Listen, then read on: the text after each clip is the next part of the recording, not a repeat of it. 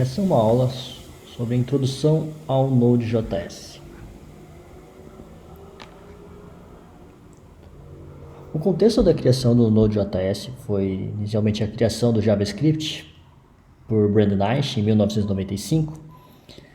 O ECMAScript foi documentado com uma especificação para tentar homogeneizar as múltiplas implementações de JavaScript que existiam na época, né? E essa especificação ela foi definida em 1997. Em 2009, o Google lançou o V8, né, com a implementação do Google Chrome, que é o motor JavaScript que o Google Chrome utiliza. E em 2009 também o Node.js foi criado por Ryan Down, sendo que o Node.js, a princípio, ele utiliza o motor JavaScript V8 do Google para executar aplicações no lado do servidor.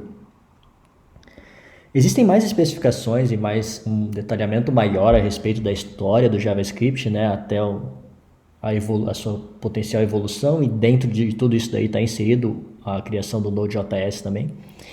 E eu deixo um link nesse slide com um vídeo que descreve em mais detalhes essa história, essa questão histórica.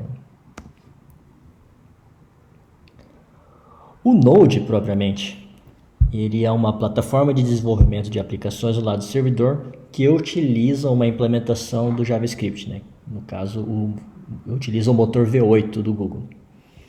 O Node ele é orientado a eventos e ele tem como característica principal que ele lida com requisições HTTP com uma thread única de execução do JavaScript, e ele é caracterizado pela implementação do conceito de Non-Blocking I/O, né? De entrada e saída não bloqueante. Para implementar o Non-Blocking I/O, o Node ele utiliza um recurso chamado de Event Loop, que é utilizado para agendar a execução de tarefas de programação orientada a eventos. E ele também implementa um estilo conhecido como Continuous Path Style, né? Que estabelece que de uma forma simplificada, né?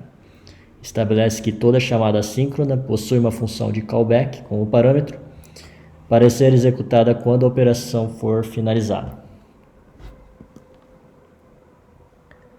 A arquitetura do Node.js ela inclui uma implementação do motor JavaScript V8, e nós normalmente implementamos as nossas aplicações em cima desse motor de execução V8. Internamente, esse motor JavaScript ele tem uma série de implementações de bindings com a linguagem C++, que vão fazer comunicação com uma biblioteca do sistema operacional chamada libuv, que essa de fato implementa o mecanismo de event loop, né, que ele trata das questões de entrada e saída com o sistema operacional a partir do Node. Quando nós trabalhamos com o Node.js, normalmente nós não trabalhamos diretamente com as complexidades inerentes, né, dos bindings e C++, da comunicação com o sistema operacional, e nós acabamos trabalhando mais com a parte só com o motor V8 em cima, e a gente faz chamadas indiretas ao sistema operacional por meio dos bindings do Node. Um detalhamento maior a respeito do funcionamento do Node e funcionamento especificamente do Event Loop do Node pode ser observado nesses links que eu deixo também nesse slide.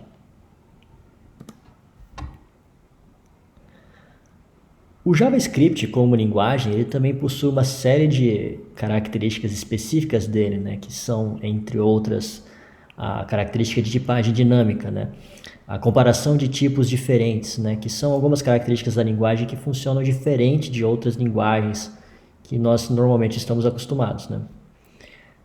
Para vocês estudarem a respeito das características da linguagem, né, eu ainda deixo como recomendação o site do W3 Schools.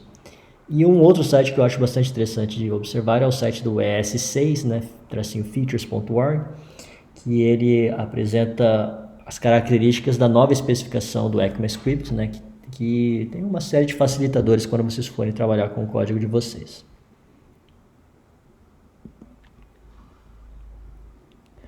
Dentro do Node.js, né, quando vocês forem executar o Node.js, vocês também vão poder fazer o uso dos recursos de módulos, né, o que vai permitir que vocês implementem módulos separados para serem reaproveitados entre múltiplos arquivos. Nesse exemplo, eu ilustro para vocês a implementação de uma classe pessoa, que eu faço um export dessa classe, né? Essa classe ela tem um construtor, ela tem um método, né, getFullName, e basicamente eu consigo fazer o reuso desse meu módulo utilizando a palavra-chave require. E a partir desse require, eu recupero uma referência, né, para a nossa classe pessoa e eu consigo instanciar pessoas, eu consigo reutilizar essa classe em múltiplos trechos do meu código. Dentro do ambiente Node.js, vocês também vão poder fazer uso de alguns módulos padrão, que já vêm instalados por padrão no Node.js, né? Nesse exemplo de código, eu trago um exemplo para vocês de utilização do módulo FS, que é o módulo de acesso ao sistema de arquivos do sistema operacional. Nesse módulo, eu faço uma chamada para o método readFile. E o objetivo da chamada desse método readFile é que ele vai fazer a leitura de um arquivo de texto dentro do sistema operacional. Nesse ponto, vale a pena destacar uma característica diferenciada do Node.js em comparação a outras linguagens.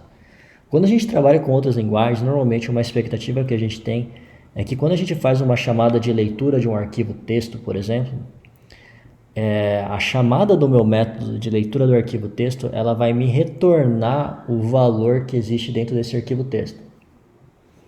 No Node.js, por outro lado, não vai funcionar exatamente assim, por causa da característica dele de ter entrada e saída não bloqueante. E a implementação disso vai ocorrer da seguinte forma. Para exemplificar isso, vamos considerar o seguinte, né, que eu fiz uma chamada para o método readFile do meu módulo FS, né, de File System. Essa minha chamada readFile, ela tem como característica ser uma chamada de entrada e saída, né? Então é um detalhe que ela vai funcionar de uma forma diferente.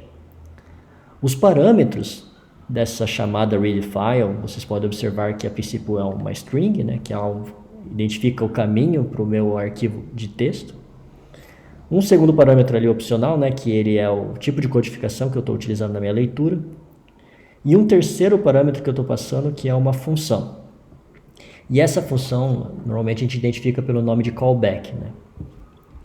O funcionamento base dessa função é que eu passo ela como parâmetro e ela vai ser chamada quando a operação de entrada e saída for finalizada. Então, quando eu terminar de ler o meu arquivo texto. E ela vai ser executada recebendo os dados do meu arquivo texto.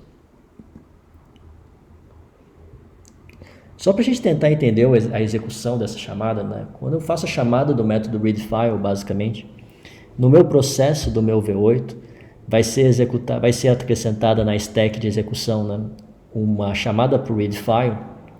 Essa chamada de readFile, ela é identificada como a necessidade de realizar uma entrada e saída.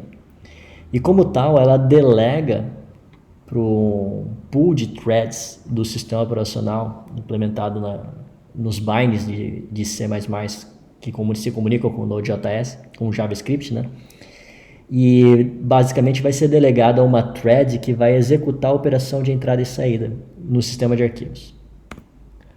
Uma vez que a leitura do arquivo texto for finalizada, essa thread ela vai executar a callback que nós passamos como parâmetro na chamada readFile, com o resultado da entrada e saída.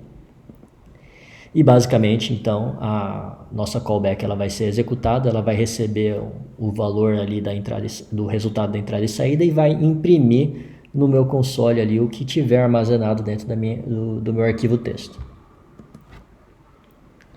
Vale destacar que essa implementação de comunicação com a thread, que se comunica com o sistema de arquivos indiretamente, e que basicamente ela ela chama a callback, né? Ela identifica quando a callback tem que ser chamada, é executada pelo sistema de event loop do Node.js, né? Que quando a gente faz a chamada de readFile, ele atribui uma thread, né? Então dentro da minha lista de threads, ele vai definir uma thread que vai executar essa entrada e saída. Quando essa entrada e saída for finalizada, essa thread ela vai definir um evento para ser executado no event queue, na fila de eventos, né? E essa fila de eventos basicamente vai ser encarregada de se comunicar com o nosso processo JavaScript do V8, que vai executar a nossa callback com o resultado da entrada e saída. Vale destacar que nesse exemplo a gente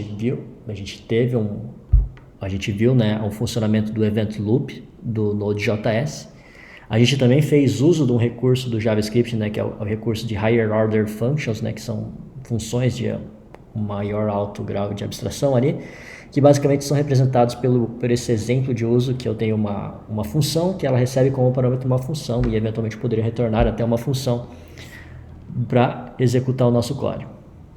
E a última característica que nós exercitamos nesse exemplo foi a característica de non-blocking I/O, que é a característica do Node.js, né, que está envolvido com essa execução dos callbacks, processo único de execução do JavaScript, que faz comunicação com os bindings e C++ para se comunicar com as threads que efetuam a entrada e saída com o sistema operacional.